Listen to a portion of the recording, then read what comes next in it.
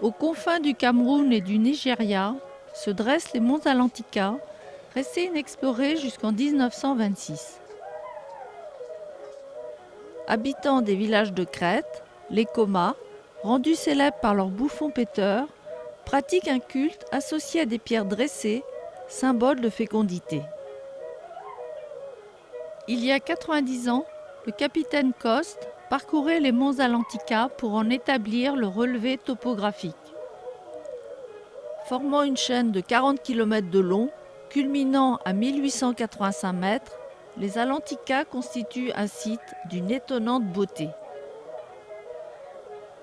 Ces montagnes de grès, où affleurent par endroits du quartz et du mica, présentent des masses rocheuses aux formes tabulaires, arrondies ou chaotiques, qui n'ont pas laissé indifférents les premiers administrateurs de la région. Les Atlantika offrent en effet quelques curiosités, comme l'aiguille de Sabtou, monolithe de plus de 60 mètres, visible de la plaine de Wangai, qui, jaillissant de ce vaste ensemble montagneux, semble le gardien du massif.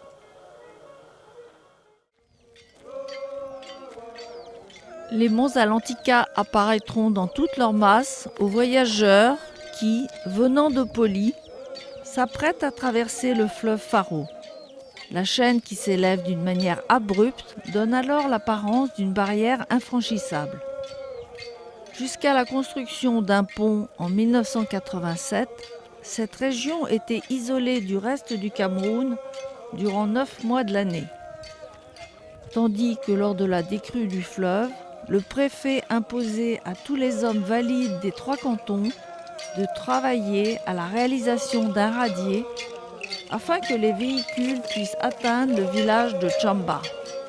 Ce pont provisoire reliait les Atlantika au reste du Cameroun jusqu'aux prochaines pluies qui ont entraîné sa destruction.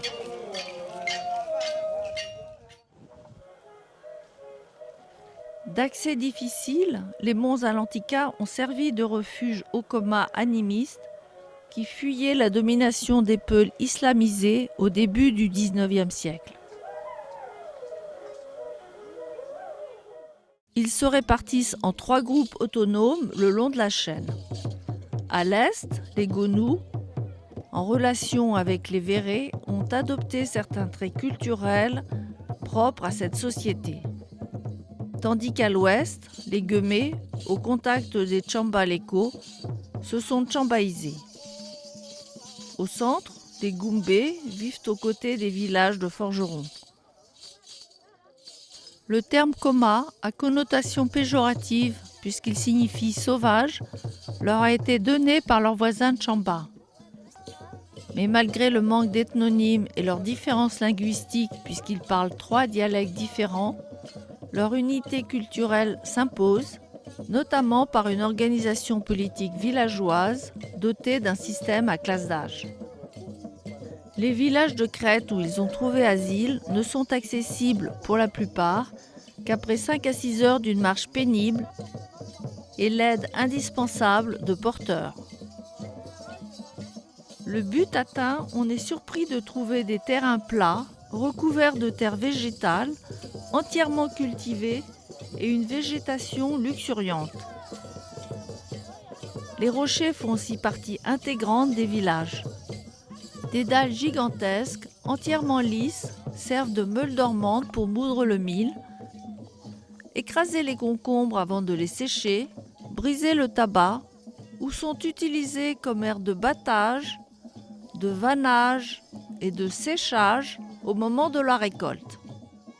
Les nombreux torrents qui se déversent dans le Faro ou le Déo font de ce massif un véritable château d'eau. Les hameaux rassemblent quelques dizaines de personnes. La faible densité de la population s'explique par plusieurs facteurs. La désertion d'une partie des montagnards descendus vivre en plaine, une mortalité infantile élevée avec un taux de naissance faible, et l'exode des Komas pour le Nigeria où l'imposition est moins lourde. Chaque commune, qui regroupe des individus issus de lignages différents, est dirigée par un chef rituel entouré d'un collège d'anciens qui détient un pouvoir politico-religieux, divinatoire et thérapeutique grâce à la force contenue dans des objets sacrés. Il s'agit d'objets métalliques, rhombes, sonnailles, double cloche, couteaux de jet, mais aussi des pierres dressées et des instruments de musique, flûtes de différentes tailles, en corne ou en roseau, dont les forgerons sont les inventeurs et les pourvoyeurs. Personnages de tout premier ordre dans la société, les forgerons, qui sont traités comme les rois sacrés lors de leurs funérailles, sont aussi objets d'évitement en raison des tâches dangereuses qui leur incombent. Ils sont fossoyeurs, sacrificateurs et circonciseurs. La circoncision qu'ils dirigent est la première initiation que subissent les garçons vers l'âge de 7 ans. C'est aussi la première étape qui permet aux circoncis d'accéder à la connaissance des objets sacrés. Les années suivantes, les circoncis seront individuellement ou par petits groupes initiés à la connaissance des objets sacrés, lorsqu'ils seront en mesure de payer une forte compensation aux détenteurs des cultes. Cette initiation, qui comporte des brimades, apparaît comme le prolongement des rites de circoncision. Les postulants, qui sont pour la première fois introduits dans le bosquet sacré, verront certains objets, mais sans que les noms leur soient révélés. Entre 15 et 20 ans, les jeunes gens accèdent à un nouveau stade. Ils obtiennent la garde des instruments à percussion de l'orchestre rituel. Ils sont aussi préposés à siffler à l'aide des flûtes pour annoncer la sortie des objets sacrés au moment où ceux-ci sont régénérés. D'une manière générale, ils sont chargés des tâches matérielles liées à la préparation des cérémonies. L'ultime stade initiatique est seulement accessible aux chefs de famille. Après avoir fourni aux détenteurs de culte une compensation élevée, ces derniers révéleront aux candidats le secret des objets sacrés. Puis, quelque temps plus tard, moyennant une nouvelle compensation, les officiants lui remettront toutes sortes d'objets qui deviendront ses propres sacras. Il pourra être élu par les officiants du village lorsqu'une place sera vacante parmi eux. À la veille de la circoncision, des individus hauts en couleur parviennent des villages environnants pour assister le forgeron dans sa tâche de circonciseur. Leur arrivée est mise en scène selon un rite d'approche qui prouve l'état de méfiance qui existait avant de pénétrer dans un village étranger, autrefois potentiellement ennemi. Ils progressent par étapes, puis, lorsqu'ils se sentent en danger, se tapissent au sol pour se rendre invisibles à la manière des oiseaux engoulevents. Ils se relèvent, poussent des petits cris tout en remuant leur tête emplumée de droite à gauche.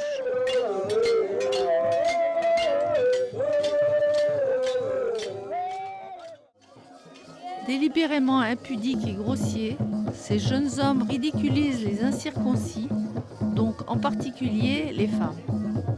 Par leurs attitudes à déclencher les rires, ils jouent le rôle de bouffons. Poussant des cris aigus, ils se précipitent sur les femmes en imitant leur chant d'une voix de fausset et remuent avec ostentation l'énorme étui pénien en calebasse qui complète leur panoplie. Les femmes s'enfuient sur leur passage, mais ils les attrapent par le cou à l'aide de leurs crosses dont ils ne se séparent jamais. Sous le regard amusé de l'assistance, ils saluent la foule en montrant leur derrière et en lançant d'épées tonitruantes. C'est cette pétomanie qui fit leur célébrité auprès des administrateurs coloniaux qui les désignèrent sous le nom de coma péteurs.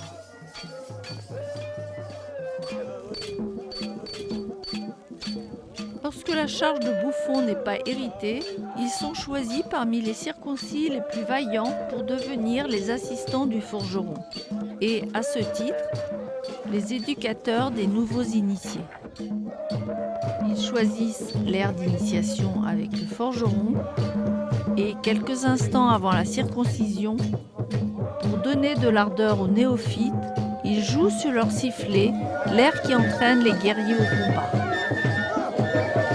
Puis ils crient pour étouffer les hurlements des enfants qui doivent être dissimulés à la jambe féminine.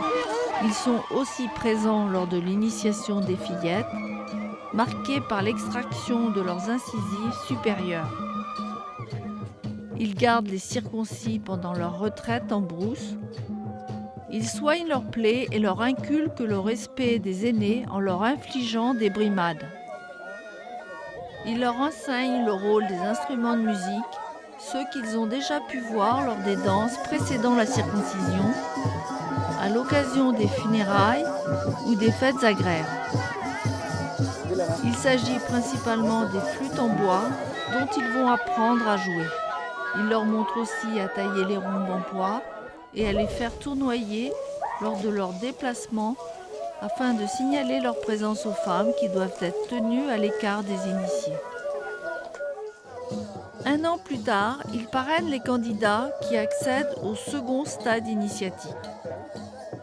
Attachés en quelque sorte à la virilité ritualisée des hommes, les bouffons marquent de leur présence tous les actes cérémoniels de la vie masculine.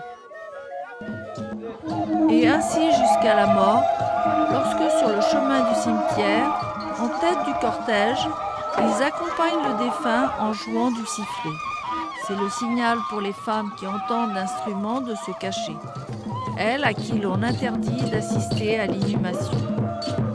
La fonction de ces bouffons leur confère des privilèges auxquels leur rang de jeunes ne leur donne normalement pas droit. Ils pénètrent comme les anciens dans le bosquet sacré, boivent la bière des notables sans se soucier des préséances. Ils agissent comme s'ils étaient leurs égaux. Personnages transgressifs, tout leur est permis. S'ils voient un objet qu'ils envient, ils l'arrachent des mains du propriétaire et lui pètent au nez.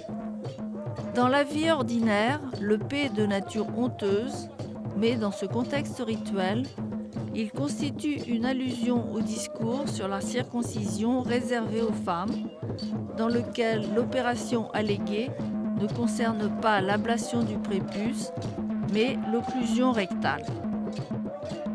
Si ces êtres de dérision réservent leur moquerie aux incirconcis, c'est qu'ils sont les représentants de la circoncision et, à ce titre, les gardiens de l'ordre masculin.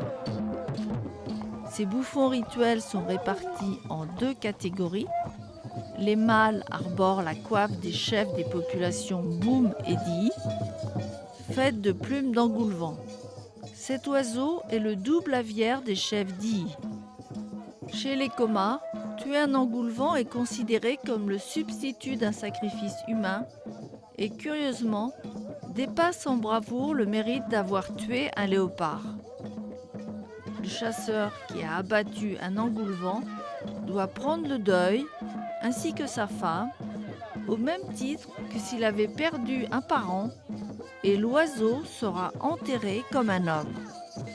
Les plumes sont piquées verticalement en façade sur une armature de paille et sur le front, une corne blanche et une corne rouge rappellent le rôle prestigieux des taurins dont la mise à mort permet l'accession au stade de notable, tandis que les bouffons femelles portent des plumes d'engoulevent dressées en forme de crête sur toute la longueur du crâne. Coiffés de ces plumes d'oiseaux sacrés, ces jeunes hommes sont semblables à des chefs. Leur emblème, un sceptre en bois à tête d'engoulevent, l'insigne féminisé du forgeron, évoque le rôle qu'ils jouent lors de la circoncision quand ils sont supposés prendre l'apparence d'un léopard pour circoncire les enfants mâles. Le léopard, ce fauve emblématique de la circoncision, dont les crocs supérieurs sont assimilés au couteau de circoncision.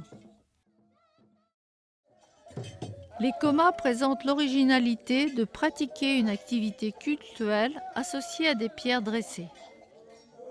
L'espace villageois apparaît placé sous la surveillance de monolithes érigés à proximité des lieux sacrés, à l'entrée des habitations, mais aussi à l'embranchement des chemins qui mènent au village, ainsi que dans les champs.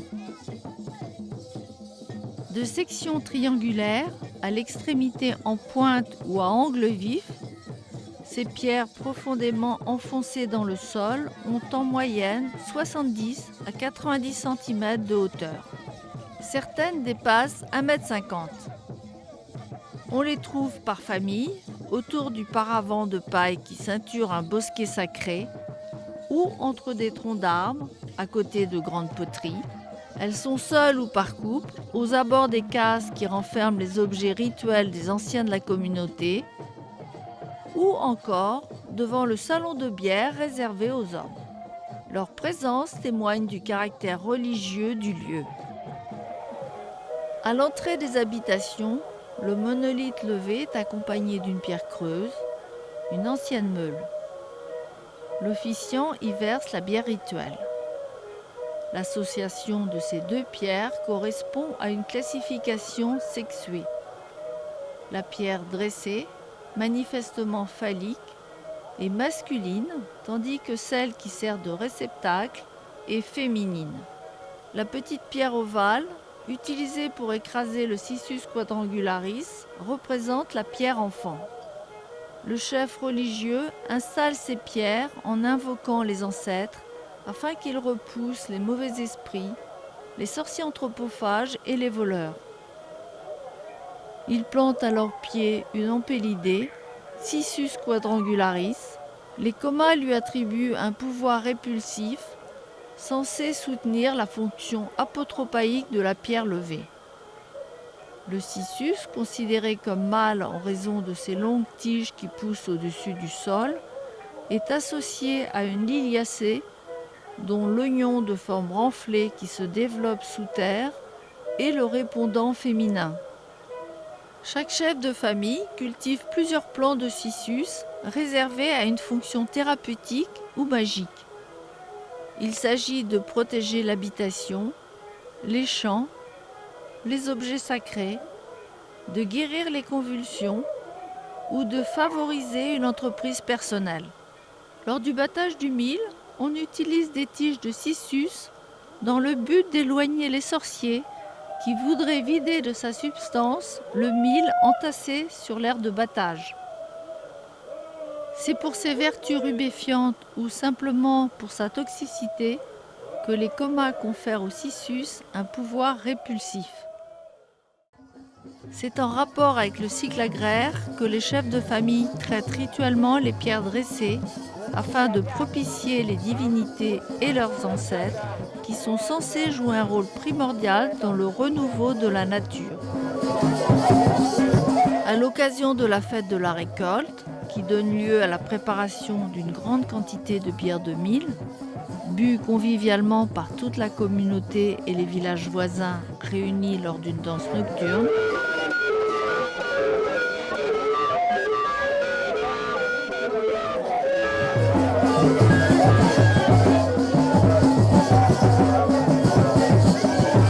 le chef religieux réalise au préalable des dessins dans la pièce réservée au brassage de la bière. L'exécution secrète des peintures murales est un sacrifice à part entière. La matière utilisée pour peindre importe autant que les dessins. Il s'agit de la farine de mil germée qui est diluée dans l'eau, dans laquelle on ajoute la sève du Cissus quadrangularis. Cette bouillie blanche sera répartie entre tous les notables pour leur propre rituel. Ces dessins sont la représentation d'une vie souhaitée. Les 3 taurins et le berger font référence à la célébration de la fête la plus prestigieuse pour un homme. La mise à mort de 3 taurins, dont les massacres sont conservés, permet l'accession d'un homme au rang de notable. Et à sa mort, il aura le privilège d'être enseveli avec les 6 cornes attachées à sa poitrine. Les autres dessins, comme les camions, représentent la richesse, tandis que le varan aquatique et le lièvre sont associés à la pluie fertilisante en vue des prochaines semailles. L'officiant asperge aussi de bouillie de mil les instruments de musique, tambours et flûtes dont on jouera durant la fête.